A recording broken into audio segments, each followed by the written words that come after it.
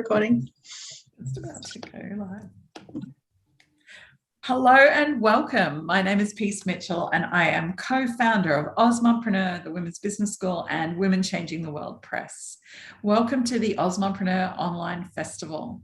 Before we begin this session, I would like to pay my respects to the traditional owners of the land that I work on, the Mamu people of North Queensland.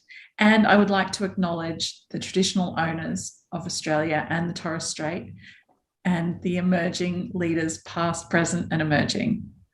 Welcome. So today we are chatting with one of our authors of our brand new book, The Women Changing the World. And I have my copy here. It's a beautiful brand new book that we are launching this week. And we are talking to Tara from Proud Poppy. Hi, Tara. How are you? I'm good. How are you? Really, really well. Really well. So Tara, for people who haven't met you before, I'd love you to just introduce yourself and tell us a bit about who you are and what you do. So I'm Tara. I am the owner of Proud Poppy Clothing, a business that I launched in August 2019. So we're still relatively fresh, but we are making a lot of waves along the way. It's a women's clothing store, but so much more than a women's clothing store. I've always really focused on growing the community rather than selling clothes, and just creating a really safe, positive, welcoming environment of like-minded people and women who have a mutual interest in fashion and looking and feeling amazing in the skin that they're in. Beautiful, beautiful. And I've also got Katie here today. Hi, Katie. Hello. Would you like to introduce yourself for people who haven't met you before? Sure, I'm Katie Gardner, co-founder of Ozmompreneur, Women Changing the World Press and Women's Business School. Yes, and it's so exciting to be here and chatting with Tara.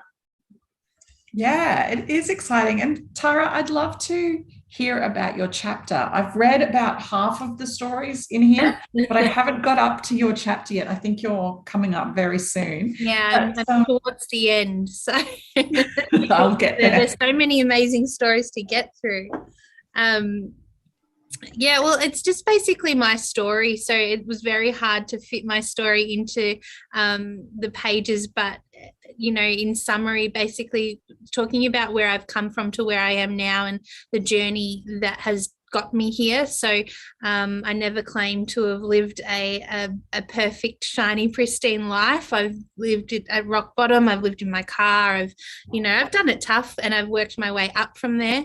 I'm very lucky and I'm very fortunate in my life. And there are people much worse off than me, but it's just my own personal journey and the struggles that I faced along the way. And I guess talking about what I've been through and how that's created the person that I am today and why I'm so passionate about what I'm doing now. Yeah, that's incredible. I didn't realize that you'd had such a tough story, Tara.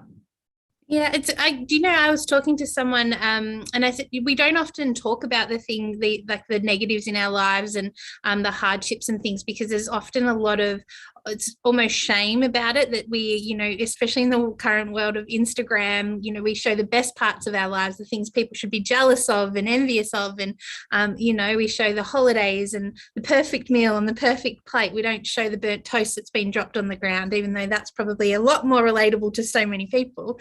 But I think by me, there was a lot of times where I didn't ask for help because I was too ashamed to ask for help because I didn't think anyone else would relate to what I was going through.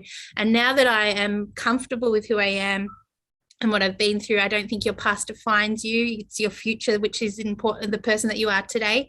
And the more I talk about it, the more people say, hey, I can really relate to that. Like that, I've been through the same thing. And I guess just starting that open, honest conversation really helps the healing for a lot of people. And not being ashamed of what you've had to go through, because often what we've had to go through is not something that we've chosen to do. It's just the cards that we've been dealt. Absolutely, absolutely. And I think it's not about, what you went through, but it's about where you are today, that journey of like, okay, I was here, but now I'm here. And I think there's something so inspiring about that. And I think for other people reading it who are in tough times right now, to read your story of going from that place to where you are now must be so incredibly inspiring and give them so much hope. Well, I hope so. Like, I never claim, there's definitely times in the forks in my road, that sliding door moment where I could have chosen the other way. I could have chosen a much different life, which probably at the time would have been the much easier option. And a lot of people get stuck down that road, but I just didn't want to be that person. That's not who I am inside. And I really just wanted to make a better life for myself. And that's what we've managed to do with Proud Poppy. So I am really proud. Thank you, Peace. Yeah, no, it's amazing. And I guess we all have choices that we make in life, and the choices are... And sometimes they're the wrong ones. Yeah. That's how we learn, and it's how you recover from that. So that, I never claim that I've always made the right choices. I've definitely made some bad ones. But it's funny, we were talking about that earlier today. I was chatting with some of the other authors, and one of them was talking about, as an entrepreneur, you have to be able to be brave enough, have the courage to take risks and to make a decision and to back yourself on that decision, even though there's no guarantee that you won't fall completely on your face with that it could completely go wrong and be a big failure. And that's the risk you take. Or the other way, you might make the decision and it'll be a good one and everyone will love it and it'll be amazing. I think calculated risks are such an important thing in business. No risk, no reward, as long as it's calculated. Yeah, but even sometimes when you feel like this is going to be the right thing to do, it doesn't always work. Have you experienced that with Proud Poppy? So many times.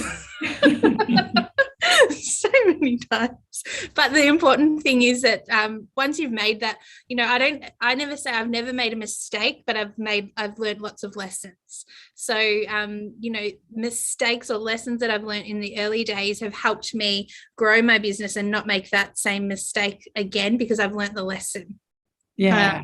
I spoke to you ladies last year about the book that you wrote last year, and I was just so overwhelmed with my life and the business. Our growth was just, I couldn't keep up, but and I was so devastated that I couldn't be a part of that book last year, because it was such an amazing book, The Back Yourself.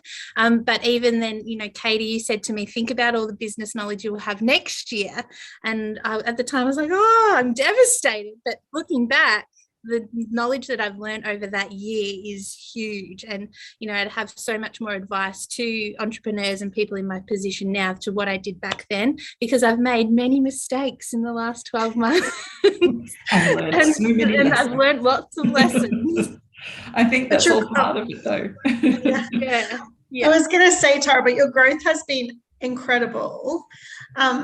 Do you get time to stop and think, wow, was I in the right place at the right time? Like obviously, do you feel like there's been a little bit of magic in how your growth has happened? Or I don't know, I'd love to just hear what you think about, because it's not the normal to have that amount of growth.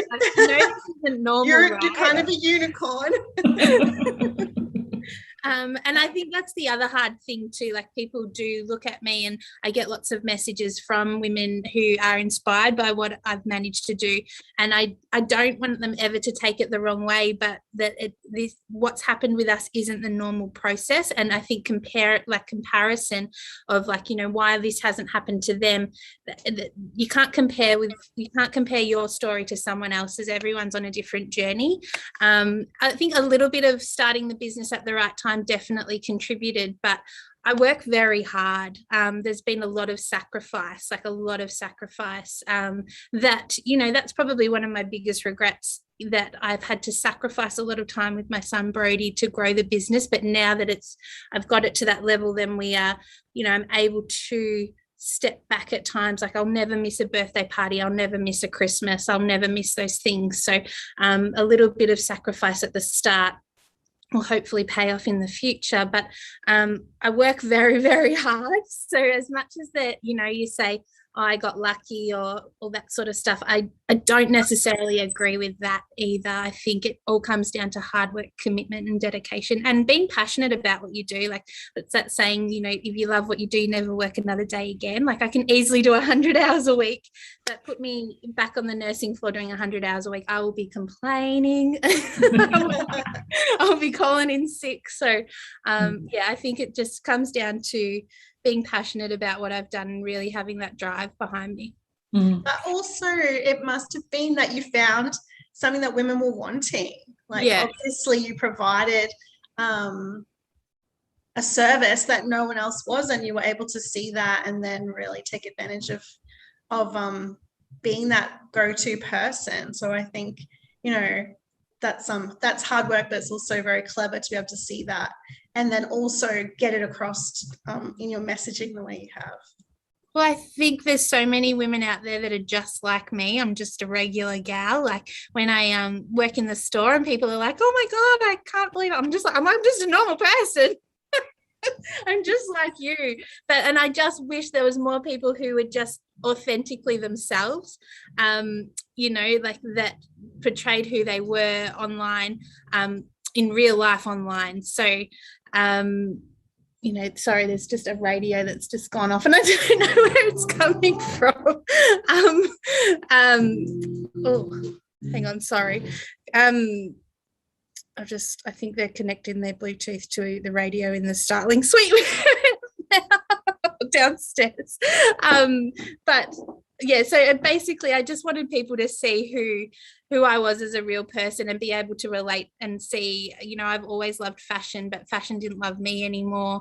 I was at one stage just size 22, couldn't find any clothes that fit me. So, you know, to be able to have those options for all women is something really important.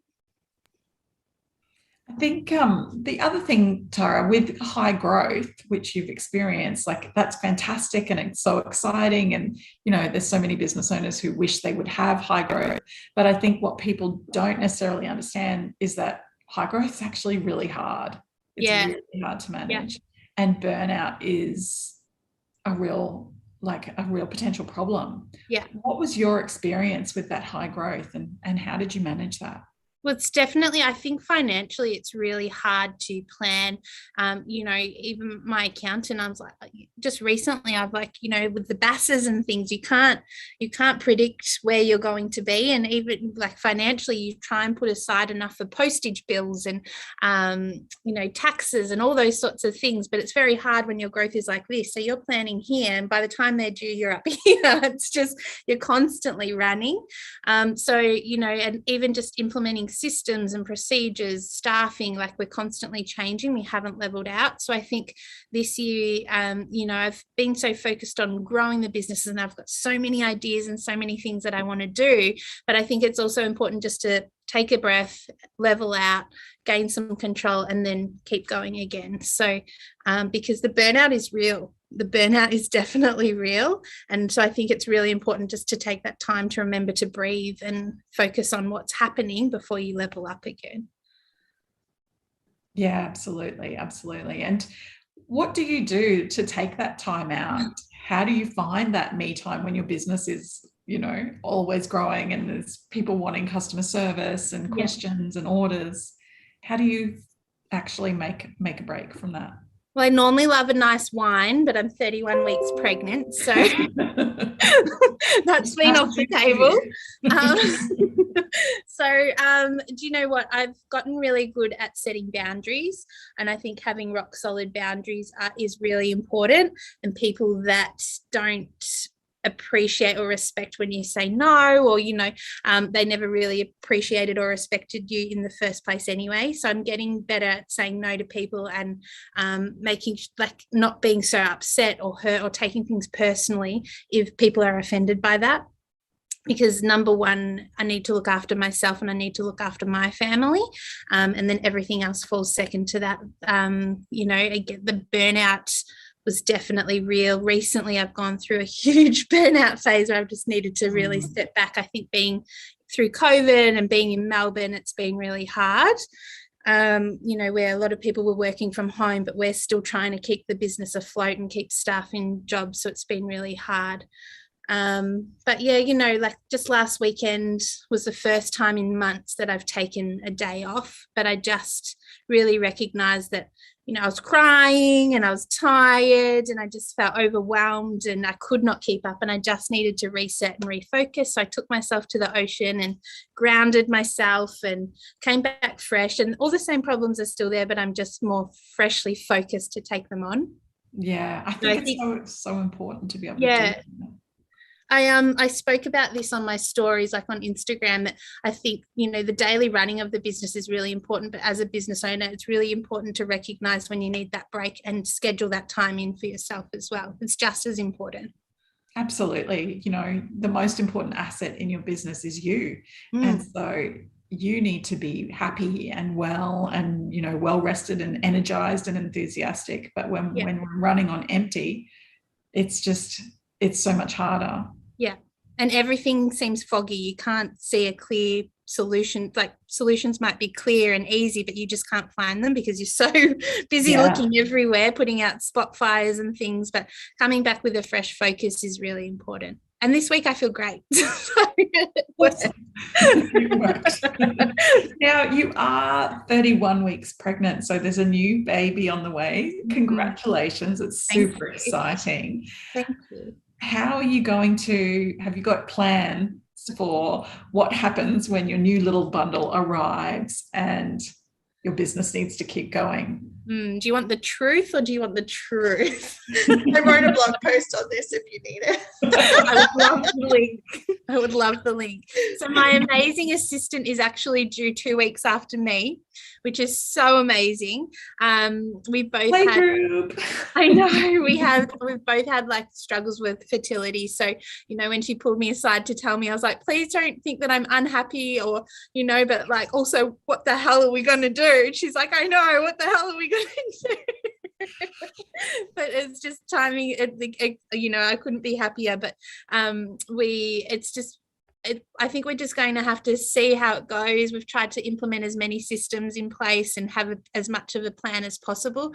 Again, being in Melbourne and just coming out of lockdowns and COVID, it's been very hard to find what our normal is. You can't really base any trends off last year because it's totally different. I think, you know, normally retail has a lull in January, February, where I think because we've come out of lockdown late, I think a lot of events will be postponed and that might carry on, but I don't know. So it's very hard to predict anything or forecast anything. So I guess I'll just have to do what mums do and multitask and pivot and see how we go. But I've got a really great husband who's now come across and he's working with me at Proud Poppy. So, you know, we're a good team, so I'm sure we will manage. Oh, that's wonderful to hear that you have that support. I think that's so important to have a supportive partner, especially, you know, your business has grown so much and you've got the new baby on the way. To have him, you know, fully supporting you and being part of the business is amazing. Yeah, I'm very lucky. I've kissed a lot of toads, but I finally found a prince. I love that.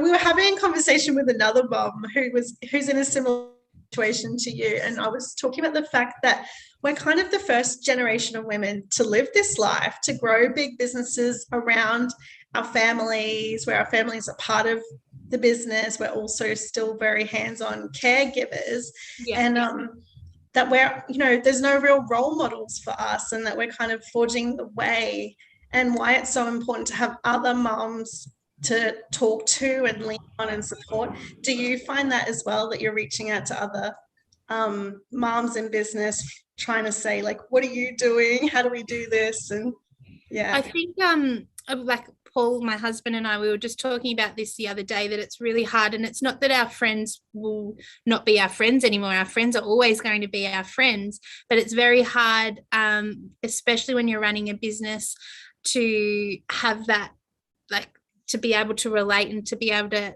bounce those ideas off people that are coming from a totally different angle. So, you know, to have your main friendship groups that you've had since childhood is just so important and so special. But I think it's also really important to surround yourself with like-minded people as well, who are in similar positions, who you can bounce those ideas off. The Ozmum community is really great for that. I've made so many amazing connections through the Ozmumpreneur Awards. Like I now have a business coach, Erica Kramer, who I met through the awards, and she's a great support for me. But as well, so many other mums, like, you know, I still keep in contact with some of the judges that I've met along the way. And it's just it's a beautiful community and something that's really important because, like you said, there's no one that you can look to. There's plenty of males, but, you know, it's very different. It's very different. Yeah, and it can be quite isolating, you know, when you start a business and your other friends are living different lives, like they're still working corporate or else they're stay-at-home moms, and other people don't necessarily get it. They don't understand the challenges. And, you know, the biggest thing was I've had someone say to me, you know, you work for yourself, just take a day off. I'm like, doesn't quite work like that. I wish I could take a day off. Especially at the start, though, you know, you can't. It's I think people think that, and, you know, the messages that I get from other women too, you know, that want to step away from that 9 to 5 and have something that works in with the kids and less hours, so they want to start their own business. And I just am honest with them and say, you know, I love what I do, but I've never worked harder. So, and I think it's really important to be real and be realistic, so that people know what they're getting themselves into. But, you know, running your own business, you probably have never loved a job more, but you've probably never worked harder either. So it's definitely important to surround yourself with people who get it. Yeah, absolutely. And Proud Poppy is such a success. What's your favourite thing about the brand you've created? Do you know what I love? I don't often get to work in the store, but when I do, and even when we had our first little Campbellfield little warehouse front, you know, you see women, because I used to be one of these women that would walk in and think, oh, there's going to be nothing here for me, but I'll just have a look. You never know. And like they reach to the very back of the racks, like looking for the largest sizes, and, you know, you try and I like to say hello, and, you know, I'm not one of those, oh, that looks great on you, babe, kind of girls. I'm not one of them. Well, I love your shoes. Where did you get them from? But I often do love people's shoes. That's probably true. But, you know, like, just they don't want to communicate. They don't want to make eye contact. And I get it, because they just feel so uncomfortable. And then by the end of their experience in the store, they are shining, they are talking, they've got, you know, outfits, they walk out with bags, and just seeing that, you know, transformation of someone coming to life, and, you know, that fire lighting up, and that's my favorite part to see from start to finish. And I see them when I walk in, and I know they're thinking, and in my heart I'm like, I know we're going to help you, and this is so fun. You see them coming, you're like, here comes another one. It's never about sales. Like, even in our store now, I don't have sales targets, and I never will do that. It's about finding the right piece for people, because I know we have such huge variety, and knowing the stock that we have, I know we have options for everyone. So knowing that someone is feeling like that, because I've felt like that, and it's just so disheartening knowing that, oh, we can turn this around for you. And, you know, people saying, oh, I only wear black, or I never wear dresses, and they come out wearing, you know, floral dresses and colour and just being themselves. It's just that is the best feeling for me. And it's about confidence too, isn't it? Yeah, absolutely. Because, you know, fashion is such a huge part of our identity, and as our bodies change, we often have to change our identity because the fashion options aren't there. And whether that's you've lost weight and you're now really petite, you know, you might have gone on a health kick and lost heaps of weight, or whether something's happened and you've put on weight, or whether you're pregnant. There's so many different things, so many different variables. And our identity has to change, where I don't believe that should be the case. So I love being able to offer options from size 6 to 24, and just having that same options across the board. And you use a lot of colour and bright prints and those sort of things in your collections as well. And, you know, that's another way to help people feel good, colour therapy and the psychology of colour. Yeah, well, I found that, you know, and I don't like to ever be put just in the category of a plus size store, because I know ladies who are petite have the same problems too. They're shopping in the children's section, and as much as I love a unicorn covered tutu, sometimes it's not really appropriate. But you know, I'm all for it if they come in my size, but you know, I totally get it. But I think even for me, when I was more of a plus size woman, you know, shopping at large stores like in the like the grandma section, you know, the really blacks and dark daggy patterns and things, and it was not age appropriate for me. I was 32 and, you know, shopping at the back racks of Millers, and it was just, you know, it's so disheartening. And then you stay in your bubble at home, even when you have the confidence or you want to venture out and go somewhere, there's no options for you to wear, so you just stay home. So it's a bit of a vicious cycle. So to be able to have those bright, beautiful, colorful options for people of all sizes is really important. Yeah, absolutely. Katie, did you have any more questions for Tara? I love talking to Tara. I think that your business is so incredible and what you've done is just amazing. I'm so inspired by what you do. I would love to ask about your social media, because I know you're quite vulnerable on your stories and lives. And did you find, was that something you've had to work on to be able to be that vulnerable, or does it just come naturally?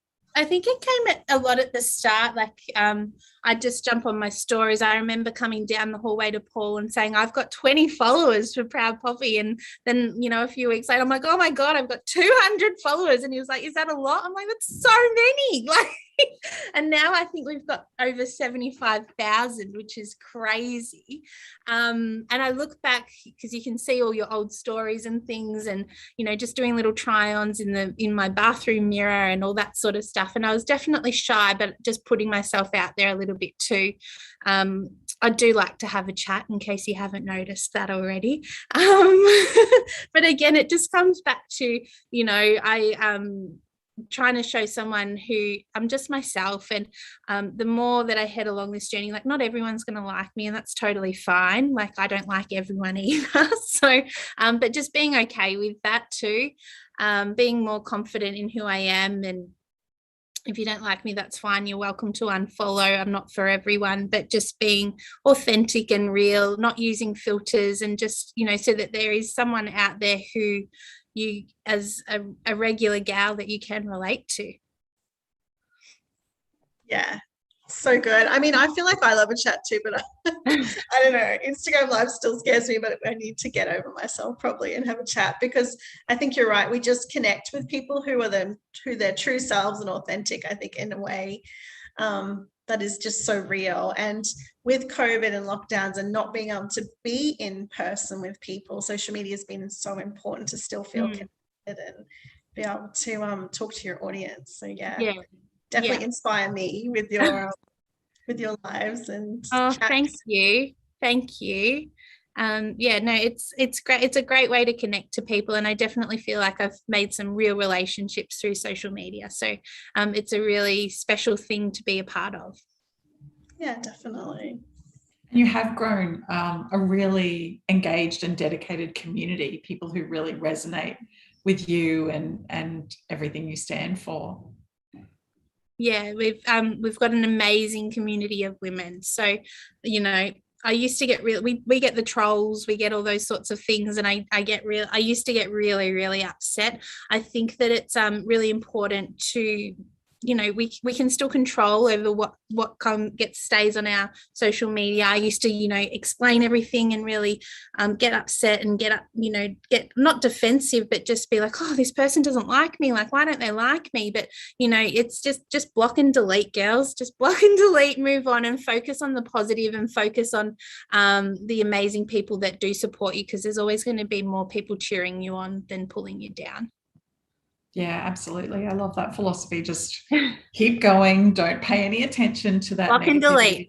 Yeah, because really, I mean, for every one of those negative comments, you would have hundreds of other positive comments and people cheering for you. You focus on the one. You focus on that one, and that's just, you know, that's our egos. It's so many of those sorts of things. But you know, I'm just so lucky with the community that we have in Proud Poppy. That it's really like outnumbered in positive, beautiful women. Yeah, absolutely. Absolutely. Well, it's been so wonderful chatting with you today, Tara. Thank you so much for coming along and being part of our launch, but also being one of the authors of this beautiful book. Exciting. The world. And yeah, copies are on sale now. So grab your copy if you haven't already got it, and you read Tara's story and the stories of the other women in here. They are incredible women, all making a difference in the world in big and small ways across all kinds of different areas. So it's an amazing book. Well, thank you so much, Tara, and thank you everybody who has joined us. That concludes day 2 of our online festival, but we will be back again tomorrow morning with another full day of workshops and panels and chatting. So we will see you all then. Thanks so much, everyone. Bye. Bye.